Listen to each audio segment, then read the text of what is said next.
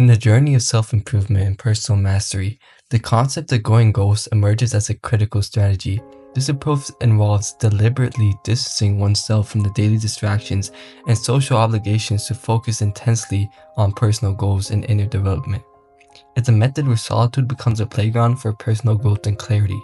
Today's video, I'll teach you guys how to go ghost, the Ayanokoji method. So what is the philosophy around going ghost? Is it something like some cringy winter arc mango, or is it something else? So let me tell you.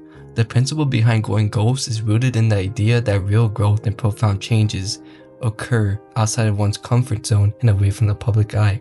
When you go ghost, you create a space where you can recalibrate your life's direction without eternal influence. This method is not about shunning society, but rather ensuring every interaction and every effort aligns perfectly with your ultimate life goals. So now let's talk about strategic solitude. Solitude is often misunderstood as loneliness. However, in the strategy of going ghost, solitude is chosen, a purposeful break from social interactions to foster self-awareness and concentrate on personal goals.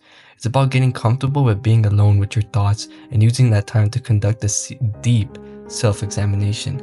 This solitude is where you can strategize your next steps, much like a chess player plotting moves in quiet determination. Now, I want you guys to have focused effort and minimal distractions. So the effectiveness of going ghost lies in minimizing distractions that divert attention from your goals. So this means setting boundaries around social media, phone calls, and even social gatherings that do not contribute to your growth. So just delete all the apps. It's about prioritizing your time and effort so the majority of your energy is spent on the pursuits that matter most to you. When distractions are minimized and productivity and focus naturally increase, leading to faster and more effective achievements of your goals. Next is purpose-driven isolation.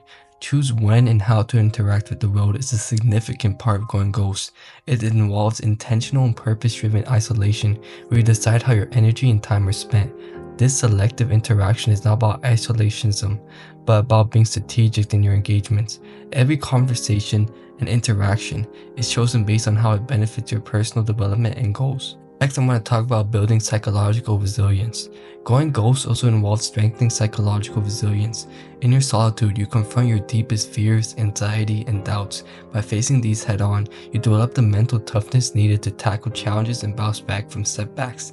This resilience becomes a cornerstone of your character, helping you navigate through life with more assurance and confidence. Now let's talk about rebranding through solitude.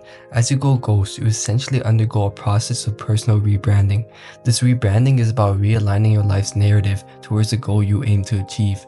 It's about emerging from periods of solitude with a renewed sense of purpose and a clear vision of who you are and who you want to be. The journey through the metaphorical darkness of solitude is akin to a metamorphosis where one sheds past limitations and emerges stronger and more focused. Going ghost will also achieve clarity and purpose.